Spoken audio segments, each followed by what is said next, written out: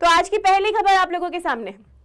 और ये पहली खबर क्या कह रही है, मेघालय के ये जो लिविंग रूट ब्रिज है, जो आपको तस्वीर में यहाँ पर दिखाई दे रहे होंगे, ये जो ब्रिज है, इन ब्रिजों को कहीं ना कहीं पेड़ों की जड़ें जो है, उन पेड़ों की जड़ों से तराश कर जो है वो तराश कर क्या किया जाता है, बनाया जाता है। और यही लिविंग रूट ब्रिज जो है, इन्हीं लिविंग रूट ब्रिज को यूनेस्को जो है, इस यूनेस्को की विश्व धरोहर स्थल और इसी विश्व धरोहर स्थल की संभावित सूची में क्या किया गया है, शामिल किया गया था, जिनको शामिल करने की मांग कई सालों से चल रही थी और फाइनली जो है वो यूनेस्को की विश्व विरासत सूची जो है, उस सूची में इन्हें क्या किया गया है, शामिल जो है वो शामिल किया गया है। विश्व पियानो दिवस की अगर हम लोग बात करें तो यही विश्व पियानो दिवस जो है ये 29 मार्च जो है, इस 29 मार्च को क्या किया गया है, मनाया गया है। क्या है ये विश्व पियानो दिवस, क्या है इसका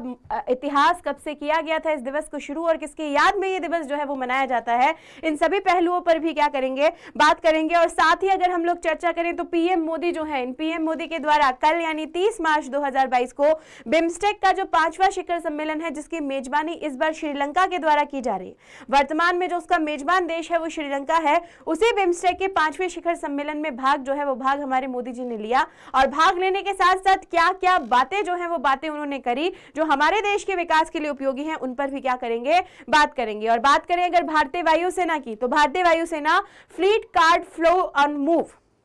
fleet card fuel on move पहल जो है, इस पहल की क्या की है, शुरुआत की है और किसके साथ मिलकर करी है, इंडियन ऑयल कॉर्पोरेशन लिमिटेड जो है, इसी इंडियन ऑयल कॉर्पोरेशन लिमिटेड के साथ मिलकर ये पहल शुरू की गई है। क्या ये है ये पहल, और ये पहल किस तरीके से भारतीय वायुसेना और भारतीय वायुसेना के आगामी जितने भी लक्ष्य हैं, उन लक्ष्यों को पूरा करने में महत्वपूर्ण योगदान देने वाली है, उस पर भी हम लोग बात करेंगे। Krishna Swami, Manisha Singh, very good morning, आपका भी स्वागत है। आगे चर्चा करते हैं और चर्चा करते हैं अगले एक महत्वपूर्ण युद्धाभ्यास की। अमेरिका और अमेरिका के साथ साथ फिलीपींस जो है, इन फिलीपींस की सेना के बीच दक्षिण चीन सागर जो है, इस दक्षिण चीन सागर में अपना सबसे बड़ा सैन्य अभ्यास, और सबसे बड़े सैन्य अभ्यास का नाम क्या है, बलिकतन। और यही सबसे बड़ा सैन्य अभ्यास जो है ये क्या किया गया है, शुरू जो है वो शुरू किया गया है। प्रोफेसर विल्फ्रेड बुट्सर्ड और प्रोफेसर विल्फ्रेड बुट्सर्ड जो है, इन्होंने स्टॉकहोम जल पुरस्कार 2022 जो है, ये स्टॉकहोम जल पुरस्कार 2022 जीता है। अब ये स्टॉकहोम जल पुरस्कार जो है ये क्या होता है, क्या होने के साथ साथ ही ये स्टॉकहोम जल पुरस्कार जो है, ये स्टॉकहोम जल पुरस्कार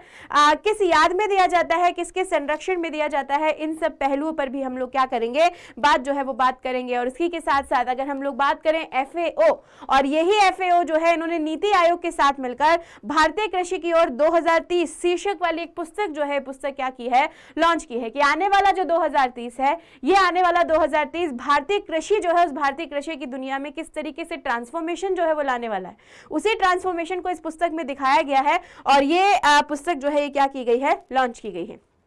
IFS बात करें, और IFS रेणु सिंह जो है, ये रेणु सिंह वन अनुसंधान संस्थान, और यही वन अनुसंधान संस्थान जो है, इसी वन अनुसंधान संस्थान की नई निदेशक जो है, वो नई निदेशक क्या हो चुकी हैं, बन चुके हैं। तो नियुक्ति से जुड़ी हुई एक महत्वपूर्ण खबर, और अगर खेलों से जुड़ी हुई खबरें हमारी रोज की खबरों में ना आए तो फिर कैसे दिन पूरा हो सकता है। तो भुवनेश्वर में राष्ट्रीय पैरा एथलेटिक्स चैंपियनशिप, और यही जो राष्ट्रीय पैरा एथलेटिक्स चैंपियनशिप 2022 है, इस 2022 का आयोजन जो है, वो आयोजन इस बार उड़ीसा की राजधानी भुवनेश्वर जो है, उस भुवनेश्वर में किया जाने वाला है। उसी के साथ साथ अगर चर्चा करें तो केंद्र सरकार ने मार्च 2022 जो है, इसी मार्च 2022 में अगर हम लोग बात करें किसकी, केंद्रीय कर्मचारियों की, तो इनके महंगाई भत्ते में 3% की बढ़ोतरी की है। ये होते हैं देखो सरकारी नौकरी लगने के फायदे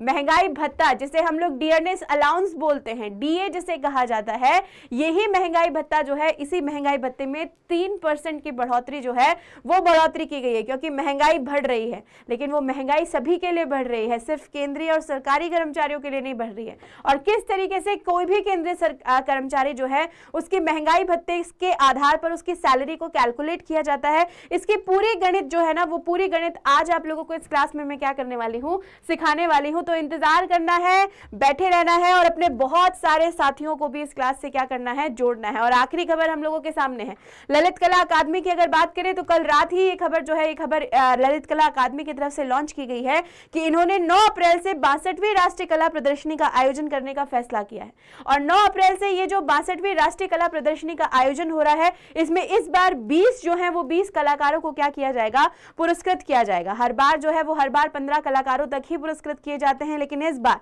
क्योंकि कोरोना की वजह से पिछले 2 साल से ये उत्सव जो है, ये उत्सव या ये आयोजन जो है वो नहीं हो पाया था, उस वजह से 20 कलाकारों को पुरस्कृत करने का फैसला जो है वो फैसला यहाँ पर किया गया है।